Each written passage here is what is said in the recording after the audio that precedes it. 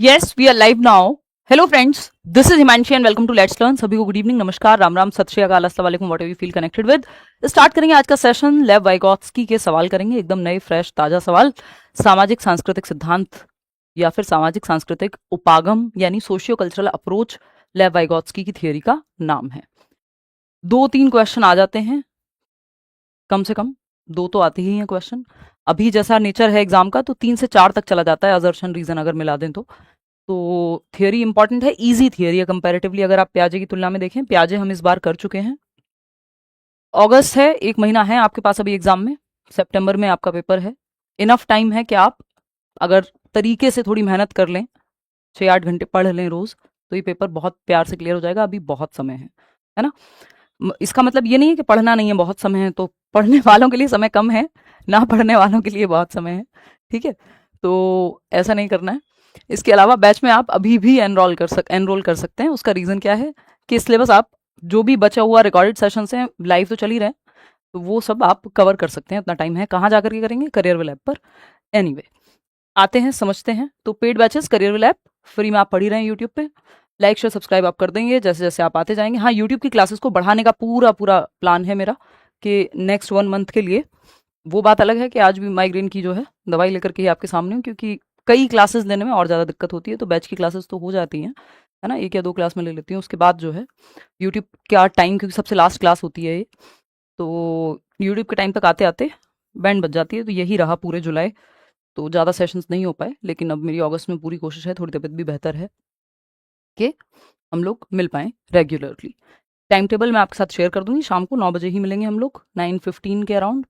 और कुछ अच्छे सवाल हैं आपको। एक ये ट्राई बॉल जैसा क्वेश्चन है, बिल्कुल आसान सवाल है, फटाफट से आप सॉल्व करेंगे और बताएंगे कि क्या कहना चाहता है कवि। ये क्वेश्चन क्या कहना चाहता है आपसे, आप फटाफट से बताएंगे, ठीक है। जल्दी से बताओ, मैं ये बाल ठीक करने की कोशिश करती हूँ। ये सब बहुत ही आसान सवाल कहेंगे हम, इसको मुश्किल नहीं है ये सवाल, कह सकते हैं। देखिएगा। हम्म चलो, बाल वाल बाद में ठीक करेंगे, पहले आप जवाब दो। पोल में आंसर कीजिए। 94% लोग सेकंड ऑप्शन कह रहे हैं। अपने उन दोस्तों तक शेयर करके बता दीजिएगा कि भाई क्लासेस हो गई हैं शुरुआत से, मंडे से करेंगे वैसे कंटिन्यू। क्वेश्चन नंबर 1 है, our teacher believes that children's thinking develops primarily through interaction with people and the cultural environment rather than in isolation. This belief is most consistent with. बहुत आसान सा सवाल है कि एक शिक्षक का मानना है कि बच्चों की सोच जो है या उनकी चिंतन प्रक्रिया मुख्यतः लोगों तथा सांस्कृतिक वातावरण के साथ अंतः क्रिया के माध्यम से विकसित होती है, न कि अकेले रहने से। यह विचार किस सिद्धांत से सर्वाधिक मेल खाता है? कि जब बच्चे सोशली इंटरैक्ट करते हैं, समाज और संस्कृति में जब अन्योन्य क्रिया करते हैं, त्योहार मनाते हैं अपने दोस्तों के साथ, कोई असेंबली में खड़े होते हैं, किसी ग्रुप वर्क में शामिल होते हैं या इंटरेक्शन में शामिल होते हैं, तो उनकी समझ बेहतर होती है।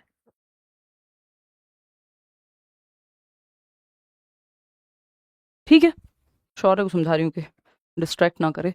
देखो, तो एक शिक्षक का मानना है कि मुख्यतः यानी मुख्य रूप से primarily through interaction with people यानी सोसाइटी और कल्चर का जो एनवायरमेंट है, क्या आप त्योहार मना रहे हैं, क्या कपड़े पहन रहे हैं, क्या खाना खा रहे हैं, कैसे इंटरेक्ट कर रहे हैं, क्या समाज में चीजें आ रही हैं, कौन से ग्रंथ आप पढ़ते आ रहे हैं, जो भी चल रहा है कल्चर में आपके। ये व्यवहारवादी थॉट नहीं है। व्यवहारवादी थॉट तो दिमाग में भरने की, कंडीशनिंग की, रिवॉर्ड की, पनिशमेंट की बात करता है। वो बच्चे को एक्टिव रखने की बात कम करता है ना।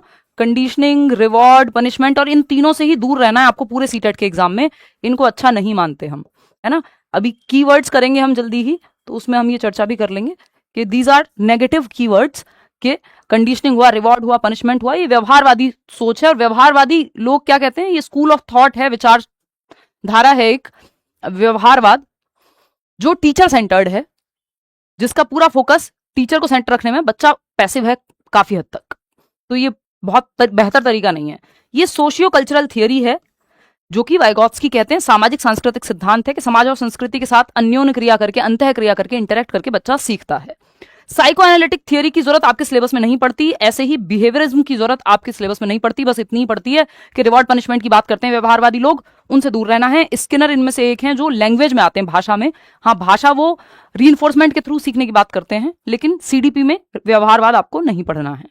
ठीक, इसकी जगह पे जो सोशियो कल्चरल थियरी है ये कंस्ट्रक्टिविज्म से आती है, यानी रचनावाद से आती है, यानी बच्चा एक्टिव है, ज्ञान की रचना कर सकता है। पियाजे और वाइगॉत्स्की दोनों मानते हैं, रचनावादी वाइगॉत्स्की भी हैं और पियाजे भी हैं। पियाजे रेडिकल कंस्ट्रक्टिविस्ट हैं, उग्र रचनावादी हैं। वाइगॉत्स्की सोशियो कंस्ट्रक्टिविस्ट हैं या सोशल कंस्ट्रक्टिविस्ट हैं, सामाजिक रचनावादी हैं कि समाज में एक्टिव रह करके बच्चा ग्रुप में सीखेगा टीचर के माध्यम से।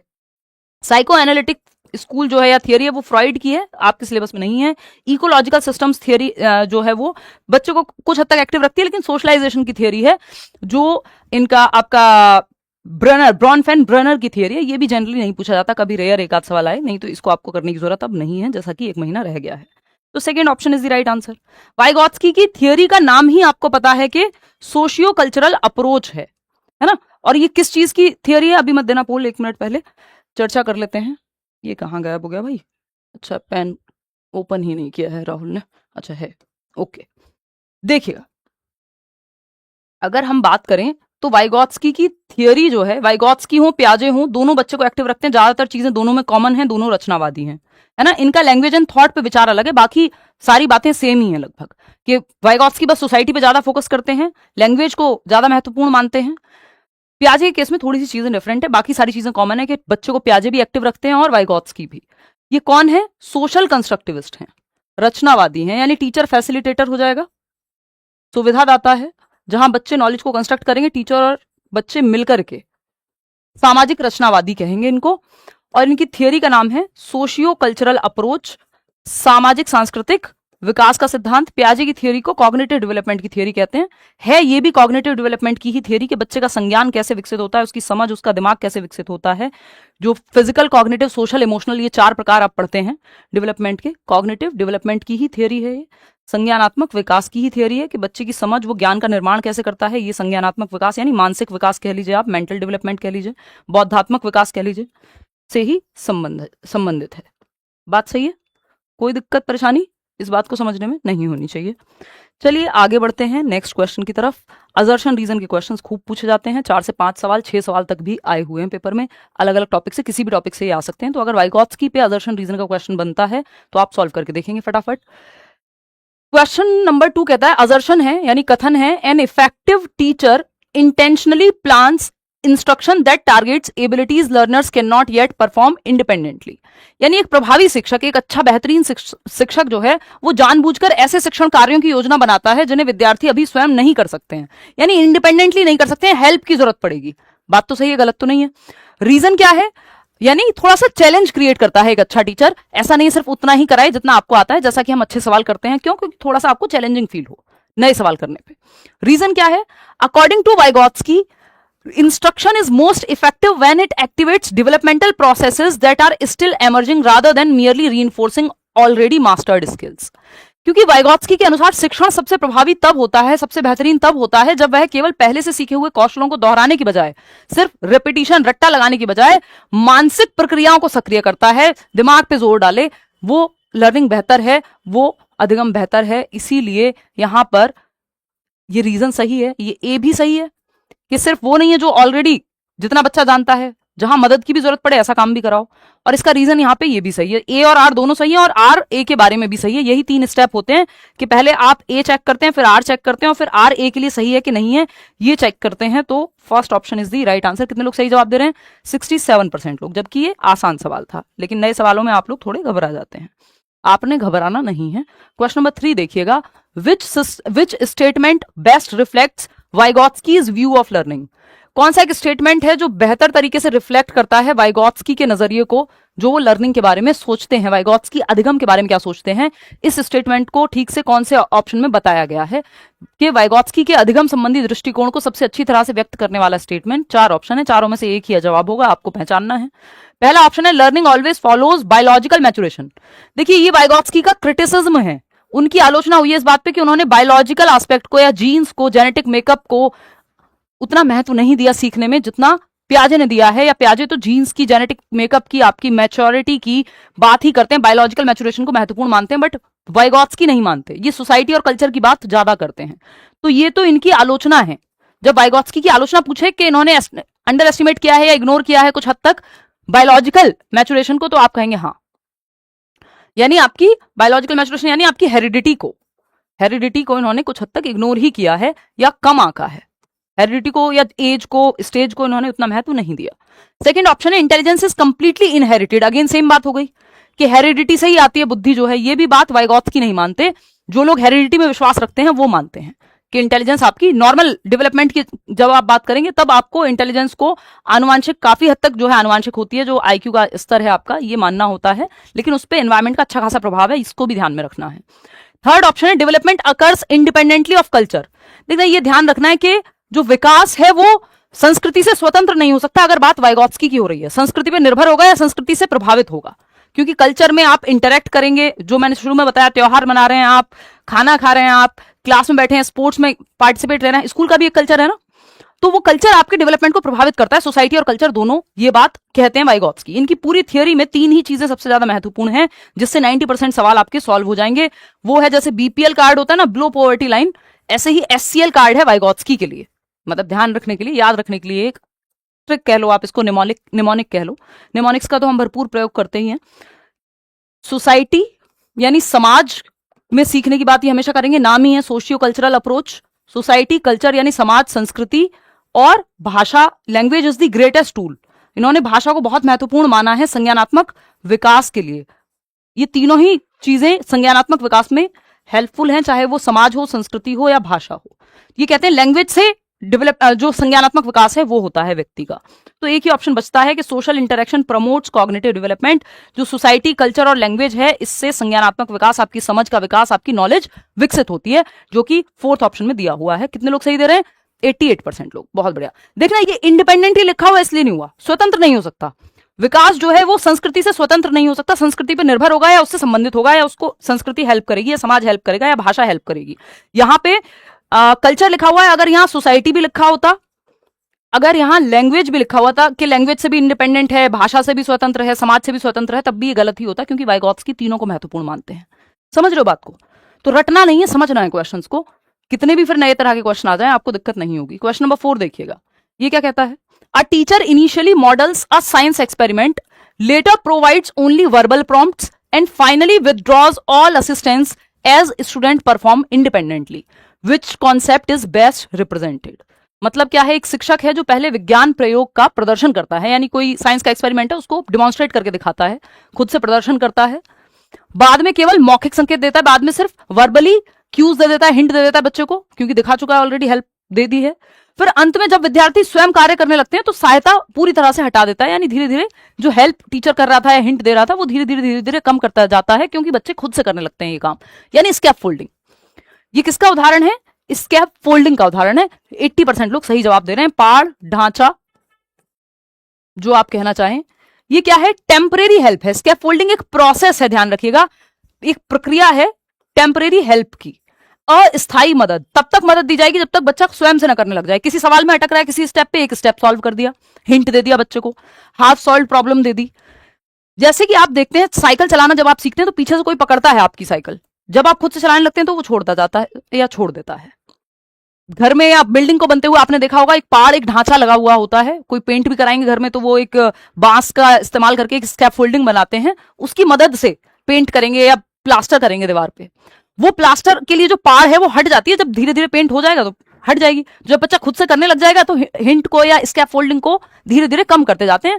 ये स्कैफोल्डिंग है कि मैं आपको सवाल को समझाने में हेल्प कर रही हूं, तो समझने में हेल्प कर रही हूं। पेपर तो आप खुद ही देके आएंगे, तो टेम्परेरी हेल्प है, ये स्कैफोल्डिंग है। डिस्कवरी लर्निंग नहीं है, ये कोई डिस्कवर नहीं कर रहा। रीइंफोर्समेंट की बात वाइगॉत्स्की करेंगे नहीं, ना ये डायनेमिक असेसमेंट है। डायनेमिक असेसमेंट है अलग अलग तरीके से बच्चे का आकलन करना, जो कि सही है, वाइगॉत्स्की मानेंगे क्योंकि ये चाइल्ड सेंटर्ड है। Second option scaffolding. यहाँ पे 3 और चीजें निकल के आती हैं, जैसे हमने 3 चीजें अभी समझी थी, सोसाइटी, कल्चर और लैंग्वेज। 90% चीजें यहां से सॉल्व वाइगॉत्स्की कॉन्टेक्स्ट में।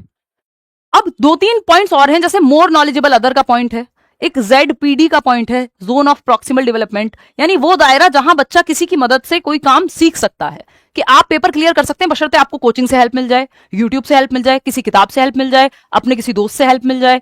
तो ये वो दायरा है जिसमें आप पेपर क्लियर कर सकते हैं। एक 7वीं क्लास के बच्चे को सीटेट क्लियर करने वो उसके दायरे में नहीं है, या होना भी नहीं चाहिए, या तो फिर वो रट के करेगा अगर करेगा तो। समझ रहे हो?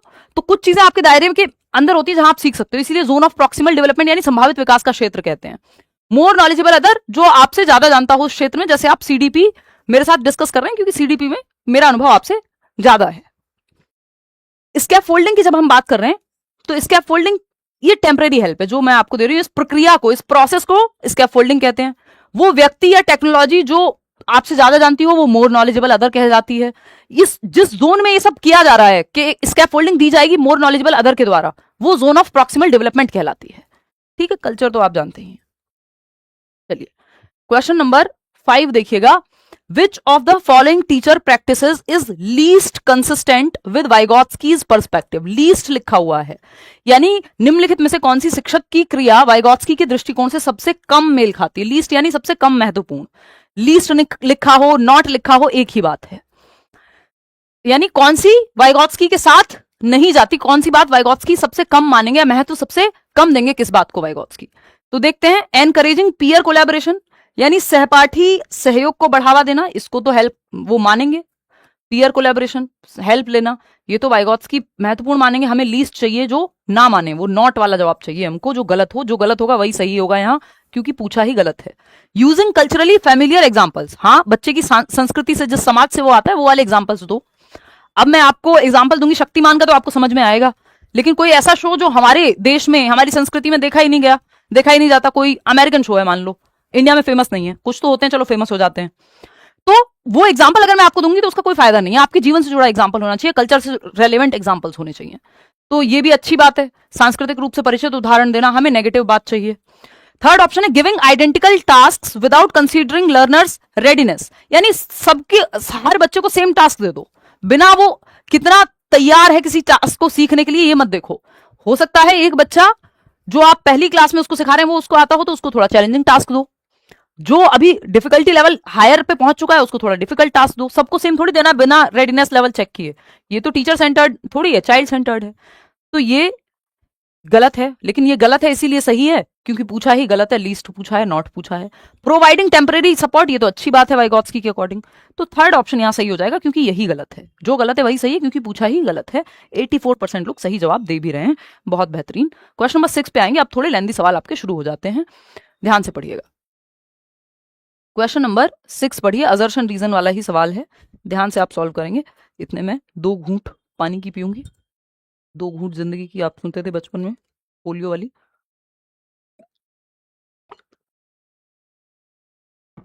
एनीवे चलें आगे बढ़े।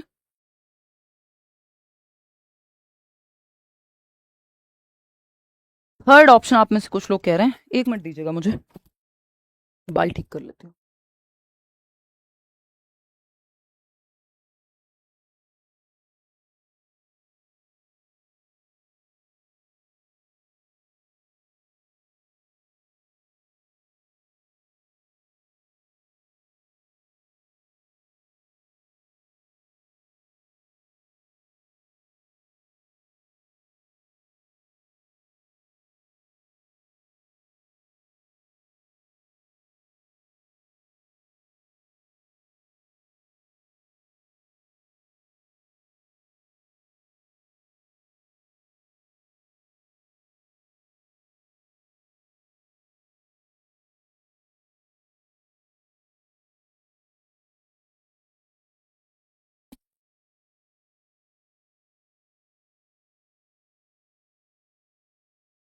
देखिएगा क्वेश्चन नंबर 6, 64% लोग थर्ड ऑप्शन कह रहे हैं। चेक कर लेते हैं, मान लेते हैं आपकी बात, देख लेते हैं क्या कहता है। देखिएगा अजर्शन क्या है, यानी कथन क्या है, अजर्शन रीजन में क्वेश्चन खूब आते हैं। Within a collaboratively organized classroom, the presence of divergent viewpoints, competing interpretations, and temporary conceptual disagreements among learners should not necessarily be interpreted as indicators of ineffective learning. Under appropriate pedagogical mediation, such interactions may facilitate higher order thinking. बिल्कुल सही बात है कि बच्चों के विचारों को, उनकी इंटरप्रिटेशंस को, उनके व्यू पॉइंट्स को, उनके डिसएग्रीमेंट्स को, उनकी डाइवर्जेंट पॉइंट्स को, यानी अलग अलग तरह के विचारों को नेगेटिव नहीं मानना चाहिए, ये हेल्पफुल है सीखने में, ये बात एकदम सही है। रीजन क्या है इसका? According to Vygotsky's socio cultural perspective, meaningful conceptual development occurs only after learners first achieve complete independent mastery, while social interaction merely reinforces concepts, ये नेगेटिव है। ये कह रहे हैं कि जब मास्टरी हो जाएगी तभी सिखाओ, भाई हेल्प करो बच्चे को, जिस जोन में वो सीख सकता है वहीं। जरूरी नहीं है मास्टरी हासिल होगी तब आप सिखाओगे, फिर आप क्या सिखाओगे। तो यहां पर ए तो सही है बट आर सही नहीं है, तो अजर्शन इज ट्रू, थर्ड ऑप्शन जो कि आप लोग मेजोरिटी में कह भी रहे हैं, but R is not true. आगे बढ़ेंगे, क्वेश्चन नंबर 7 देखिएगा। A mathematics teacher notices that Rahul solves problems correctly only after observing his classmates strategy। एक मैथमेटिक्स के टीचर ने उन्होंने नोटिस किया कि जो राहुल है एक बच्चा है, वो प्रॉब्लम्स को ठीक से सॉल्व करता है only after observing his classmates strategy. जब वो दूसरे बच्चों की स्ट्रेटजी देख लेता है, दूसरे बच्चों से हेल्प ले लेता है, तो राहुल एक बच्चा है जो प्रॉब्लम को सॉल्व कर लेता है दूसरों की हेल्प से या दूसरों को देख करके, ऑब्जर्व करके। Instead of explaining the solution herself, the teacher asks Rahul to solve a similar problem with the same peer before attempting another independently। तो अगली बार शिक्षक क्या करती हैं, स्वयं समाधान बताने की बजाय कि बच्चे को सीधा आपने जवाब बता दिया, उसकी बजाय वो कहती है राहुल को कि जो जिस बच्चे को या किसी सहपाठी के साथ या उसी सहपाठी के साथ एक समान प्रश्न हल करने को कहती हैं, और फिर अगला प्रश्न अकेले करने को देती हैं। एक हेल्प के साथ सॉल्व कर लिया, फिर नेक्स्ट क्वेश्चन खुद से सॉल्व करो। तो ये बात एकदम सही है कि आप स्कैप फोल्डिंग की बात हो रही है यहाँ पे, मोर नॉलेजेबल अदर को देख करके बच्चा सीख रहा है। The teachers decision best demonstrates, जो टीचर का डिसीजन है ये क्या दर्शाता है, कवि हमसे ये कहना चाहता है। रीइंफोर्समेंट की बात वाइगॉत्स्की करेंगे नहीं, थ्रू इमिटेशन, नकल करके अनुकरण करके पुनर्वलन देना नहीं। Creating dependency on peer learning, ऐसा भी नहीं है कि वो निर्भरता विकसित कर रही है कि सहपाठी के साथ ही करे या बिना सहपाठी के वो सॉल्व भी ना कर पाए, नहीं, टेम्परेरी हेल्प है। जब खुद से करने लग जाएगा, शुरुआत में उसके साथ हेल्प लेके कर ले, फिर वैसे ही प्रॉब्लम खुद से करने लगेगा, तो ऐसा तो नहीं है। Utilizing the learner's ZPD through a more knowledgeable other, अधिक जानकार अन्य के माध्यम से जो यूटिलाइज कर रहे हैं वो उस जोन को जहां जिस दायरे में वो सीख सकता है। जैसे आप मेरे साथ जब क्वेश्चन सॉल्व करते हैं तो कई लोगों के क्वेश्चन हो जाते हैं, खुद से सॉल्व करने में कई बार तकलीफ होती है, क्योंकि पढ़ के आप समझ जाते हैं कि ये पूछना क्या चाह रहा है। तो ये आपका जोन ऑफ प्रॉक्सिमल डेवलपमेंट है जिसमें हेल्प मिल रही है, इसको यूटिलाइज किया जा रहा है आपके सीखने के दायरे को। Delaying cognitive development until maturity, maturity की बात वाइगॉत्स्की नहीं करते, बायोलॉजी की बात, हेरिडिटी की बात वाइगॉत्स्की नहीं करते, तो third option is the right answer. आगे बढ़ेंगे, क्वेश्चन नंबर 8 देखिएगा। ये क्या कहता है भाई, ड्यूरिंग अ लैंग्वेज लेसन, यानी एक भाषा के लेसन के दौरान, भाषा की कक्षा में एक बच्चा प्रश्न हल करते समय, during a language lesson a child repeatedly whispers instructions like read the heading, now underline the keyword while solving comprehension questions. बच्चा एक पैसेज वाला एक गद्यांश पद्यांश का सवाल सॉल्व कर रहा है, आप भी करते होंगे, और वो पढ़ के खुद से बातें कर रहा है कि भाई ये वाली हेडिंग पढ़ो, इसको अब ऐसे सॉल्व करो, ठीक है, कोई दिक्कत नहीं है। The teacher immediately asks the child to stop talking because good learners think silently. तो टीचर कहता है कि एकदम चुप हो जाओ, तुम डिस्टर्ब कर रहे हो क्लास को, मन ही मन में सोचा करो। क्या ये सही है? प्राइवेट स्पीच का इस्तेमाल कर रहा था बच्चा। अब ये मत कहने लग जाना कि बाकी बच्चे डिस्टर्ब हो रहे हैं, ऐसा कुछ लिखा नहीं है, अपने आप अज्यूम नहीं करना है आपको। विच इवेल्युएशन इज मोस्ट एप्रोप्रिएट, कौन सा मूल्यांकन है जो सबसे ज्यादा उपयुक्त है इस बात को लेकर के। The teacher is correct because private speech indicates poor language ability, कि भाई शिक्षक सही कह रहा है क्योंकि जो निजी वाणी है, निजी वाक है, प्राइवेट स्पीच है, वो कमजोर भाषा दक्षता का संकेत है कि आपकी लैंग्वेज ठीक से डेवलप नहीं हुई है, इसलिए आप खुद से बात कर रहे हैं। नहीं, प्राइवेट स्पीच अच्छी चीज है। The teacher should discourage all self talk to maintain classroom discipline, ये एकदम गलत बात है। थोड़ी बहुत चहल पहल रचनावादी कक्षा में, कंस्ट्रक्टिविस्ट क्लासरूम में मिलेगी, तो ऐसा नहीं है कि यहाँ पे टीचर को साइलेंट कर देना है बच्चों को, या बिल्कुल वो सेल्फ टॉक नहीं कर सकते, या एकदम खुद को डायरेक्ट नहीं कर पाएंगे। The teacher misunderstands a strategy that supports self regulation during learning, ऐसा समझ में आ रहा है। हाँ, अगर टीचर ने मना किया है तो इसका मतलब टीचर ठीक से इस स्ट्रेटजी को समझता नहीं है प्राइवेट स्पीच की, कि प्राइवेट स्पीच जो है, निज वाक जो है, वो हमें दिशा देती है। जब हम खुद से बातें करके समझते हैं या पढ़ते हैं, पेपर में भी आप ऐसे ही करते होंगे, जब आप पेपर देने जाते हैं तो कई बार आप बोल के पढ़ते हैं खुद से, और खुद से ही जवाब मांग रहे होते हैं, खुद से ही सवाल कर रहे होते हैं। ऐसा नहीं कि पूरी क्लास को डिस्टर्ब कर दें, बट आप मन की बजाय ऐसा कर सकते हैं या करते हैं कई बार। The child is displaying inattentive behaviour, ये बच्चा इन अटेंटिव है, ध्यान नहीं दे रहा है, ये बेकार की बात नहीं है, बच्चे में कमियां नहीं निकालनी होती पूरी पेडागॉजी में।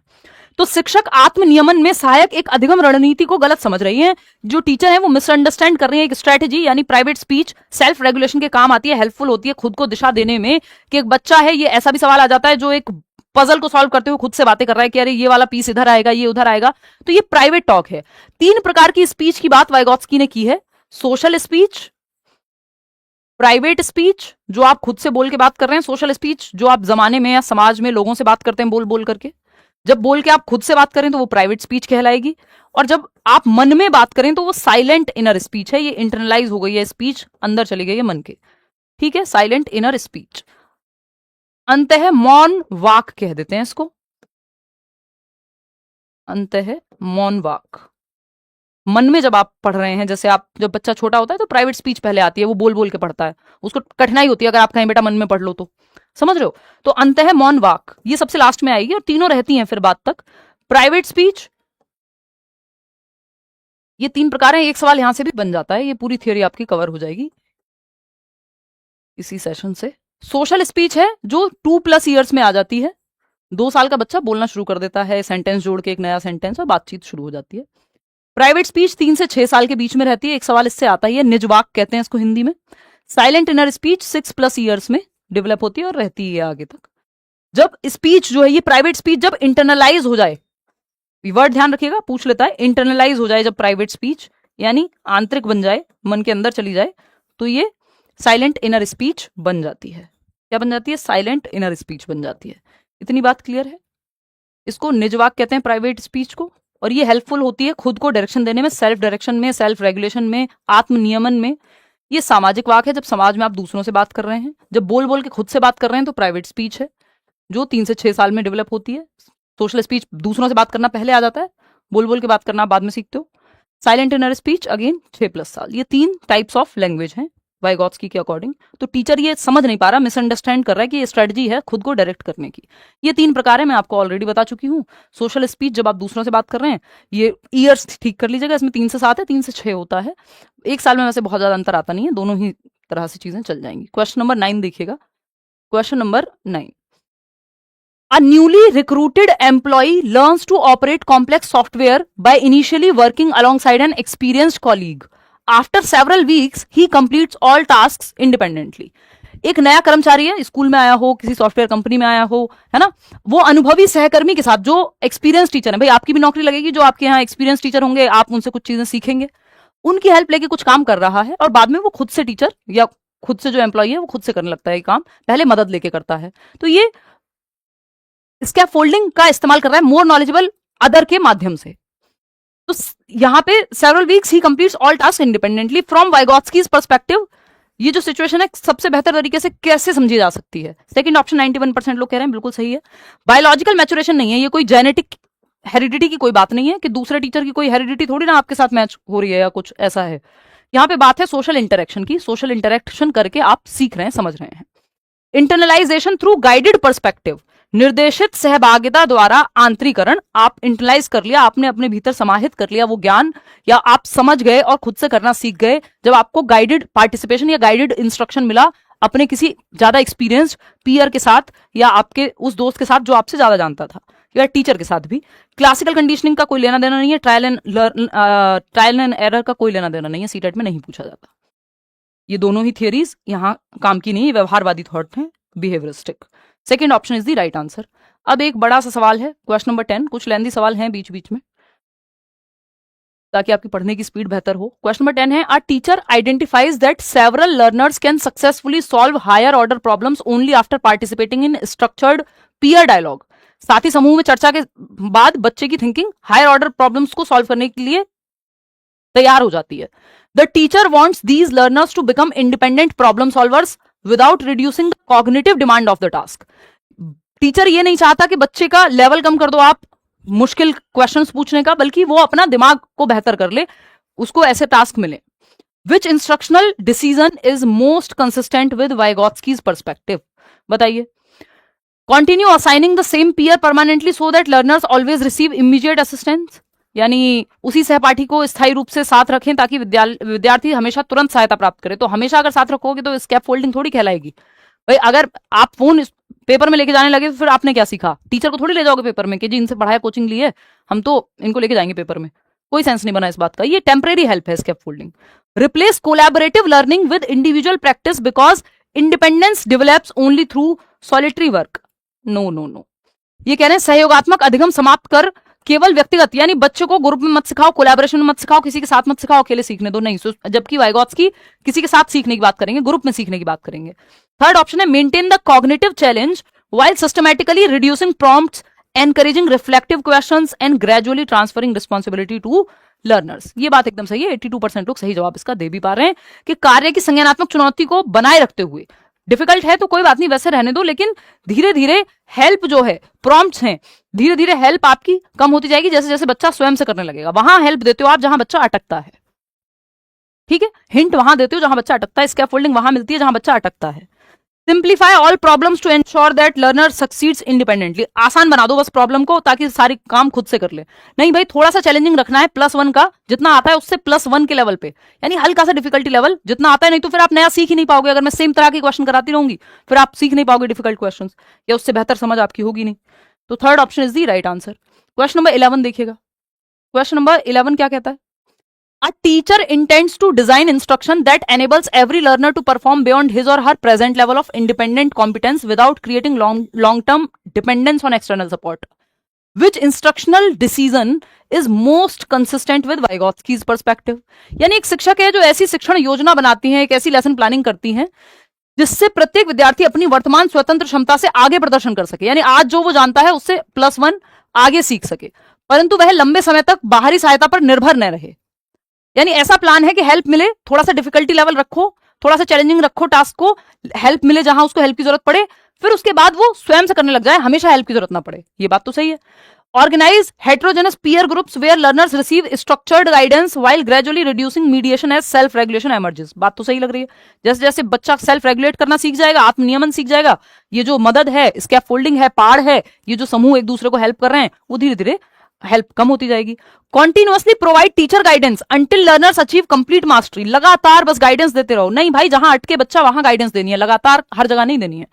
Differentiate learning task according to students current achievement levels and allow learners to independently discover higher order concepts. यानी आपको विद्यार्थी की वर्तमान उपलब्धि के अनुसार कार्यों में भिन्नता लाना तथा उन्हें उन उच्च स्तरीय अवधारणाओं, आएंगे इस पे, अभी लौट के आएंगे। फोर्थ ऑप्शन और पढ़ लेते हैं। Begin with collaborative learning but gradually replace it with repetitive individual practice. रट्टा लगाने की बात, रेपिटेटिव प्रैक्टिस की बात नहीं करेंगे, ड्रिल एंड प्रैक्टिस की बात नहीं करता आपका रचनावाद या कंस्ट्रक्टिविज्म। ना पियाजे करेंगे ड्रिल और प्रैक्टिस की बात, ना वाइगोत्स्की करेंगे, ध्यान रखिएगा। अब थर्ड ऑप्शन हमें थोड़ा सेंसिबल लग रहा था, इसको देख लेते हैं। Differentiate learning task according to students current achievement levels and allow learners to independently discover high order concepts. कि बस करंट करंट अचीवमेंट के स्तर का टास्क दो, नहीं। तो फर्स्ट ही यहां पे सही बनता है, बाकियों के मुकाबले कोई और ऑप्शन यहां टिक ही नहीं पाता। क्वेश्चन नंबर 12 देखिएगा, ये क्या कहता है? अ ग्रेड 5 टीचर, कक्षा 5 की एक टीचर है, notices that while solving fraction problems, जो भिन्न वाले सवाल होते हैं मैथ्स में, वो सॉल्व करते समय कक्षा 5 की टीचर ने एक चीज नोटिस की है कि अ चाइल्ड रेपिटेडली आस्क्स, एक बच्चा है जो बार बार पूछता है, is this correct, instead of attempting the next step independently. कि वो खुद से नेक्स्ट स्टेप जो है, चरण है सवाल का, एक फ्रैक्शन का नेक्स्ट स्टेप, फ्रैक्शन का क्वेश्चन सॉल्व कर रहा है भिन्न का, और हर एक स्टेप पे पूछता है ये करेक्ट है, बजाय कि आगे जाने की। The teacher gradually replaces direct answers with reflective prompts such as what did you do in the previous question and eventually stops giving hints. तो टीचर डायरेक्ट जवाब बताने की बजाय उसको हिंट देता है या हाफ सॉल्व प्रॉब्लम देता है, या उसको रिफ्लेक्ट, सोचने के लिए कहता है कि इससे पिछले स्टेप में क्या किया था। कई बार आपके टीचर ने देखा होगा आपने, जब आप पढ़ रहे होते थे और आपने सवाल पूछा अपनी मम्मी से, पापा से, या स्कूल में, तो या टीचर ने सवाल करने को दिया है, तो वो देख के कहते हैं अच्छा इसमें देखना एक बार, सही है ये, तो आप खुद से सोचने लगते हैं कि अच्छा इस स्टेप में क्या किया था, फिर ये कैसे आया। वो आंसर नहीं बता रहे आपको, आपको आंसर तक पहुंचाना सिखा रहे हैं, यही टीचर का काम है। वो आंसर आपके दिमाग में ना भरे डायरेक्ट, बल्कि आपको जवाब तक पहुंचाए। ये बात तो सही है।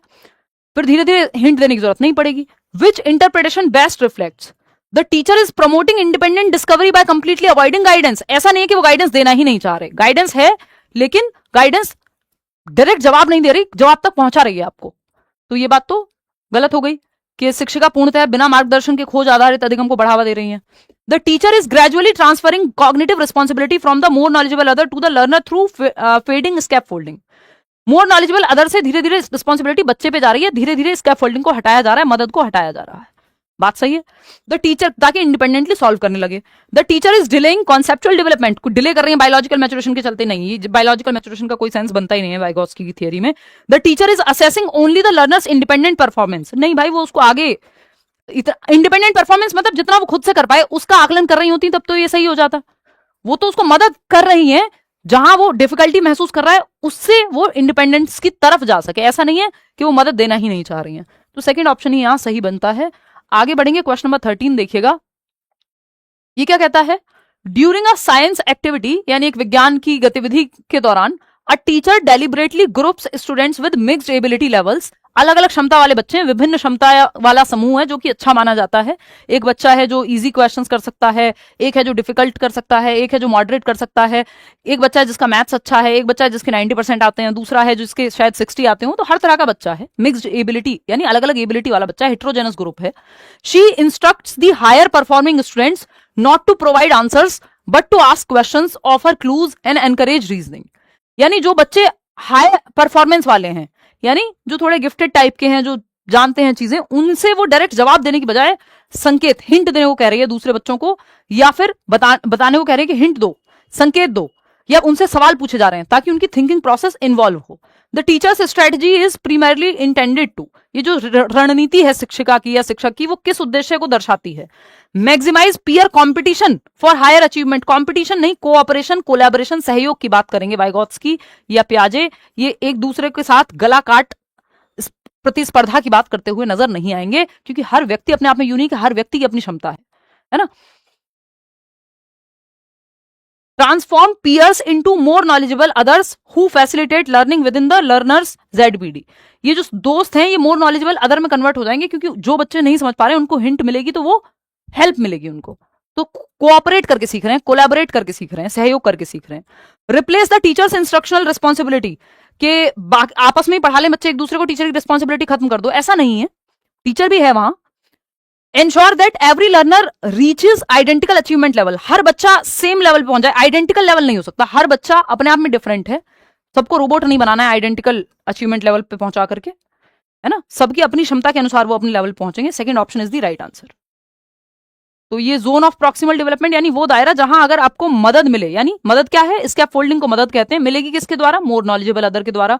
कहां दी जाएगी मदद, ZPD में दी जाएगी, जहां आप हेल्प से सीख सकते हैं। एक दायरा है जहां आप खुद से सारी चीजें कर लेते हैं, जिसको ZAD कह देते हैं कई बार, जोन ऑफ एक्चुअल डेवलपमेंट, यानी इंडिपेंडेंटली आप कर लेंगे इस दायरे में। इसके बाहर आप किसी की मदद के साथ कर लेंगे, जैसे पेपर आप क्लियर कर सकते हैं, बस मदद की जरूरत है। खुद से आपके 10 नंबर आ रहे थे, पढ़ने लगे, क्लासेस लेने लगे, तो ये ZPD में है, आपके जोन ऑफ प्रॉक्सिमल डेवलपमेंट में, संभावित विकास के क्षेत्र में है, तो आपके 30 नंबर भी आएंगे पेपर में।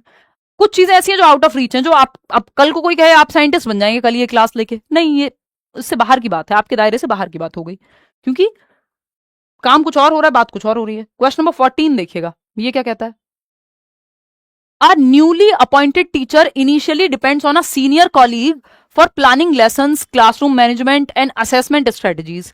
After several months, she independently designs effective lessons and begins mentoring another new teacher. From Vygotsky's perspective, this sequence best represents. यानी एक नई अपॉइंटेड टीचर है, एक नए नियुक्त शिक्षक प्रारंभ में पाठ योजना में यानी लेसन प्लानिंग में या कक्षा के क्लासरूम के मैनेजमेंट में, इवैल्यूएशन में अपने वरिष्ठ शिक्षक पर निर्भर रहते हैं या उनसे मदद लेते हैं। जब आपकी नई नई नौकरी लगेगी, आपसे जो सीनियर टीचर्स हैं आप उनसे हेल्प लेते हैं, टाइम टेबल बनाने में, लेसन प्लानिंग में, या जहां भी आप अटक रहे हो। तो यानी मोर नॉलेजेबल अदर हो गए, वो आपके लिए आपसे पहले से काम कर रहे हैं उस क्षेत्र में। From Vygotsky's perspective, this sequence best represents observational learning followed by reinforcement. यहाँ reinforcement की कोई बात नहीं है कि good, very good, शाबाश कह के नहीं सिखाया जा रहा है आपको। Internalization of socially mediated knowledge leading to independent functioning. कि समाज के द्वारा जो मध्यस्थ, यानी वो जो आपके सीनियर टीचर्स हैं, उन्होंने मीडिएट किया है, उन्होंने हेल्प किया, मध्यस्थता की है आपको चीजें सीखने में, और फिर आप स्वतंत्र रूप से करने लग जाएंगे, पहले जब मदद से कर रहे हैं तो मोर नॉलेजेबल अदर स्कैफोल्डिंग दे रहा है ताकि आप सीख जाएं या हेल्प मिल जाए आपको। Cognitive development determined entirely bye experience, नहीं, सिर्फ एक्सपीरियंस थोड़ी, इसमें सोसाइटी इन्वॉल्व है। वो खुद से करके आप सीख रहे होते तो बोल देते हम कि अकेले कर रहे थे, एक्सपीरियंस लेके जो प्याजे मानेंगे इस बात को। Gradual replacement of intelligence through professional practice, ये कोई ऐसा नहीं है कि बुद्धि को रिप्लेस किया जा रहा है प्रोफेशनल प्रैक्टिस के द्वारा, फालतू बात। सेकंड ऑप्शन, सबसे ज्यादा एक्टिव बच्चा यही है, जहां बच्चा एक्टिव है वो ऑप्शन सही है, बात हो गई खत्म। आगे बढ़ेंगे क्वेश्चन नंबर 15 पर। क्वेश्चन नंबर 15 क्या कहता है, 30 सवाल हैं आपके, अगेन 30 सवालों का सेट है। A child learns traditional pottery by observing family members, परिवार के सदस्यों को देखकर पारंपरिक मिट्टी के बर्तन बनाना बच्चा सीखता है। मान लो किसी बच्चे के घर में मिट्टी के बर्तन बनाए जाते हैं, उसके पिताजी का व्यापार है वही, या वो वही करते हैं, तो उसने अपने, या उनको शौक है मे बी पॉटरी का, तो वो बर्तन बनाते हैं, मिट्टी के घड़े बनाते हैं मान लो, तो बच्चे ने देख करके बस सीख लिया है, ठीक है। रिसीविंग, किसी बच्चे के घर में दुकान है तो उसका कैलकुलेशन बेटर हो जाएगा, क्योंकि उसने अपने पिताजी को देख करके वो सीखा है, देखा है, ठीक।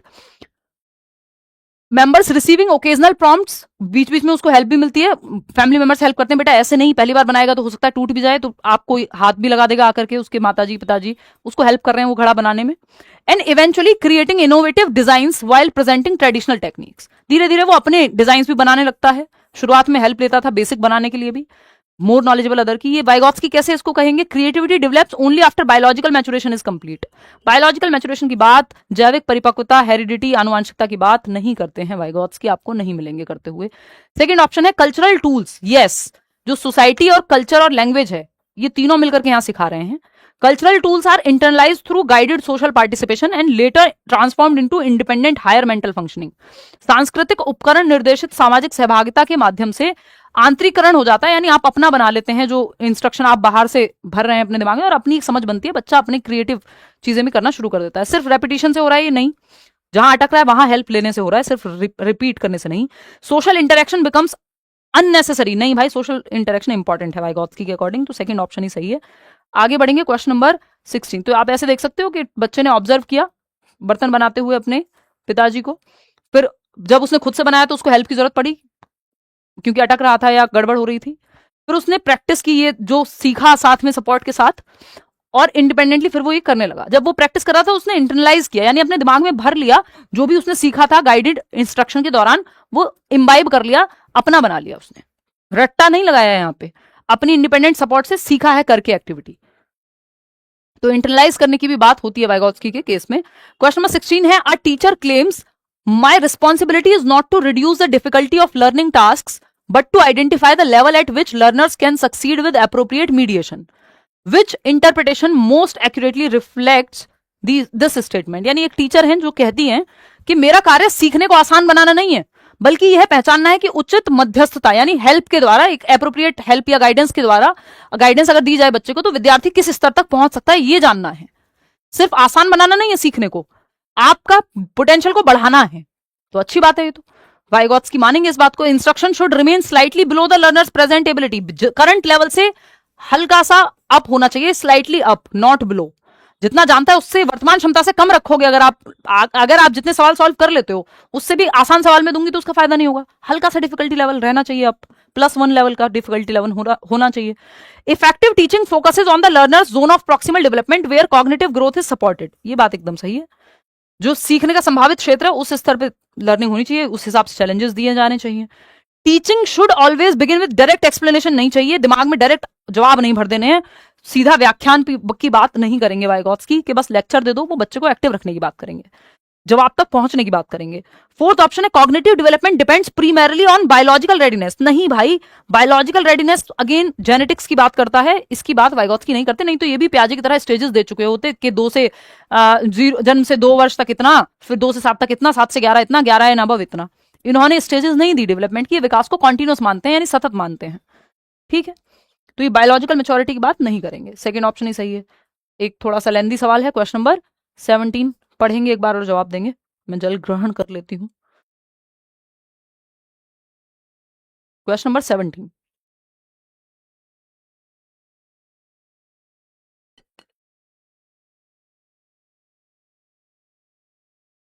देखिएगा क्या कहता है question number 17, when will the super TET batch start. UP TET का रिजल्ट आ जाने दो एटलीस्ट, है ना, बहुत आप लोगों की डिमांड है, एक बार यूपी टेट का रिजल्ट आने दो फिर कर देंगे शुरू। असर्शन क्या है यानी कथन क्या है, a teacher observes that certain learners consistently require carefully sequenced prompts, reflective questioning and intermittent feedback before they are able to demonstrate conceptual understanding, यानी बच्चों को, कई बच्चों को हेल्प चाहिए होती है अपना कॉन्सेप्ट बनाने से पहले। During classroom transactions interpreting such dependence as evidence of lower cognitive, लेकिन किसी को ये लगता है, अगर टीचर को ये लगने लगे कि अगर हेल्प चाहिए तो क्षमता की कमी है या मानसिक क्षमता खराब है, तो ये गलत है, ये निष्कर्ष गलत है। अगर बच्चा आपसे पूछ रहा है डाउट या बहुत सवाल पूछता है, इसका मतलब ये नहीं उसकी समझ में कमी है या आईक्यू कम हो गया, ये गलत हो गया। Within Vygotsky's socio-cultural framework, instructional decisions are expected to be informed not merely by learners' independently demonstrated competence, but by the extent to which appropriately mediated participation enables them to engage successfully. बच्चा मध्यस्थता के माध्यम से सीखता है, help मिलेगी तो सही हो जाएगा। कौन सा जवाब, फर्स्ट जवाब, both assertion and reason are true। कैसे ट्रू है भाई, अ teacher observes that certain Okay, understanding during classroom transaction, interpreting such dependence as evidence of lower cognitive competence may lead to an inaccurate pedagogical judgment. हाँ, ये बात सही है, last वाली line मैंने भी नहीं पढ़ी कि भाई अगर आप इसको निम्न क्षमता या निम्न संज्ञानात्मक क्षमता मान रहे हैं तो ये प्रमाण मान लेना शिक्षण की दृष्टि से भ्रामक निष्कर्ष सिद्ध हो सकता है। ये बात सही है कि ये भ्रामक हो जाएगा अगर आप ऐसा मानते हैं। तो दोनों बातें सही है और रीजन भी सही दिया है, क्योंकि उससे बच्चा वहां नहीं पहुंच पाएगा जहां वो पहुंच सकता है। ठीक है, वो लास्ट की लाइन मैंने नहीं पढ़ी थी, टेस्ट कर रही थी मैं आपको, ऐसे ही कहते हैं टीचर्स। क्वेश्चन नंबर 18 देखिएगा, असर्शन और रीजन क्या कहता है, फटाफट से समझिएगा। ये कहता है children gradually internalise socially shared knowledge and use it independently. बच्चे सामाजिक रूप से साझा किए गए ज्ञान को धीरे धीरे आत्मसात करके स्वतंत्र रूप से उपयोग करने लगते हैं। भाई आपने रामायण देखी, महाभारत देखी, अपने आसपास लोगों से इंटरेक्ट करा, नानी दादी से कहानियां सुनी, चर्चाएं की घर पे टॉपिक्स पर, तो क्या होगा, आपने जो समाज में देखा, जो मूवीज आप देख रहे हैं, हर चीज का प्रभाव पड़ेगा। फिर आप अपनी एक समझ बनाते हैं ये सारे इंटरेक्शन से। बिल्कुल सही बात है, इसमें गलत क्या है, एकदम सही बात है, ऐसा ही कह रहे हैं वाइगॉत्स्की, समाज और संस्कृति का प्रभाव पड़ता है आपकी समझ पे। रीजन क्या है, according to Vygotsky every higher mental function first appears between people before becoming part of individual thinking. Vygotsky के अकॉर्डिंग या अनुसार प्रत्येक उच्च मानसिक क्रिया, जो भी हायर मेंटल फंक्शन है, पहले सामाजिक स्तर पर उत्पन्न होता है, फिर लोग उसको इंडिविजुअली डिस्कस करते हैं। गलत नहीं कह सकते इस बात को हम। तो both A and R true and R is the correct explanation. First option 90% लोग सही जवाब दे रहे हैं। आगे बढ़ेंगे, क्वेश्चन नंबर 19 देखेंगे। ये अच्छा सवाल है, हिंदी इंग्लिश में अलग अलग पढ़ना, क्योंकि ये थोड़ा लेंदी हो गया था, तो इसको अलग अलग टाइप कराया है। देखना एक बार, चार बच्चे हैं, स्टूडेंट ए है, बी है, सी है और डी है। स्टूडेंट ए है, मैं हिंदी में बता देती हूँ, हिंदी में आगे दिखा भी दूंगी, जो सॉल्व करता है हर एक प्रॉब्लम को इंडिपेंडेंटली, बट डिस्कस नहीं करता स्ट्रेटेजी, खुद से सॉल्व करता है। स्टूडेंट बी है, can not solve independently but successfully solves most problems after discussing them with a capable peer. B वाला जो बच्चा है वो इंडिपेंडेंटली सॉल्व नहीं करता, किसी की मदद लेता है, फिर डिस्कस करता है जब अपने से बेहतर या समकक्ष जिस पीयर के साथ, अपने सहपाठी, अपने क्लासमेट, अपने दोस्त के साथ। ठीक है। स्टूडेंट सी है, सिंपली कॉपी करने वाला है ये। डी है, जो asks reflective questions to classmates while solving collaboratively, ये बच्चों से रिफ्लेक्टिव क्वेश्चन पूछता है। अब आपको समझना है कौन सा जवाब सही है। सेकंड ऑप्शन 56% लोग कह रहे हैं, जो मुझे भी सही लग रहा है। देखते हैं, देखिए इन दोनों को तो हटा देते हैं, देखते हैं सवाल कहता क्या है। From a Vygotskian perspective which inference is most appropriate. Vygotsky के अकॉर्डिंग सबसे बेहतर बात कौन सा एक बच्चा है जो दर्शाता है उनकी थियरी को ध्यान में रखते हुए।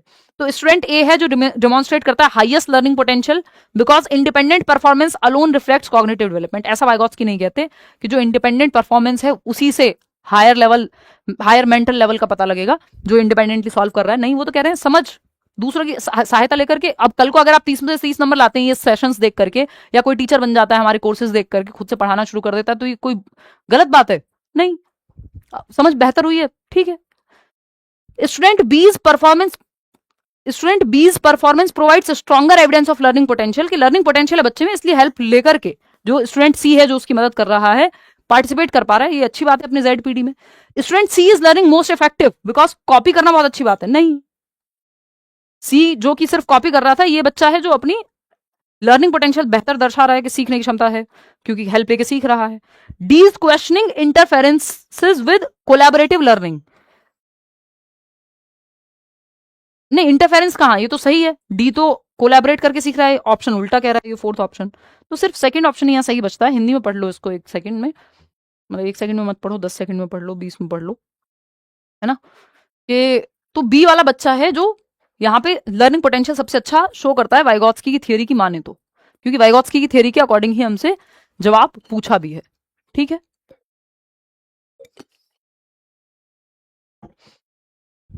बात सही है, सेकंड ऑप्शन 82% लोग बिल्कुल। चलिए आगे बढ़ जाएंगे। बी की तुलना में बी बेहतर है, क्योंकि सी तो सिर्फ कॉपी कर रहा था। क्वेश्चन नंबर 20 देखिएगा, 20वां सवाल, 10 सवाल और हैं इसके बाद। अ school introduces AI assisted learning software. Artificial intelligence का एक सॉफ्टवेयर है जो स्कूल इंट्रोड्यूस करता है, बच्चों के सामने उपयोग करना शुरू करता है, स्कूल में AI आ जाता है। That analyzes learners' responses and provides progressively reduced hints as competence increases. जैसे जैसे इस सॉफ्टवेयर में बच्चा जिस जिस लेवल के क्वेश्चन सॉल्व करता जाएगा, उसको हिंट देना कम कर दिया जाएगा, क्योंकि वो खुद से कर पा रहा है, यानी स्कैफोल्डिंग धीरे धीरे कम हो जाएगी जब इंडिपेंडेंटली करने लगे बच्चा, जो हेल्प मिल रही है टीचर से। भाई आप कम पूछोगे ना सवाल, जब आपसे सवाल खुद से सॉल्व होने लगते हैं तो डाउट कम आएंगे उस समय। तो धीरे धीरे आप टीचर जो है वो आपको हेल्प हटा लेता है और फिर आप फाइनली पेपर दे आते हैं जाकर के। भाई ये जो चर्चा हो रही है स्कैफोल्डिंग का ही उदाहरण है, बात तो सही है। Which statement best explains this instructional design from Vygotsky's perspective? Vygotsky के दृष्टिकोण से इस व्यवस्था की सर्वोत्तम व्याख्या कौन सी है?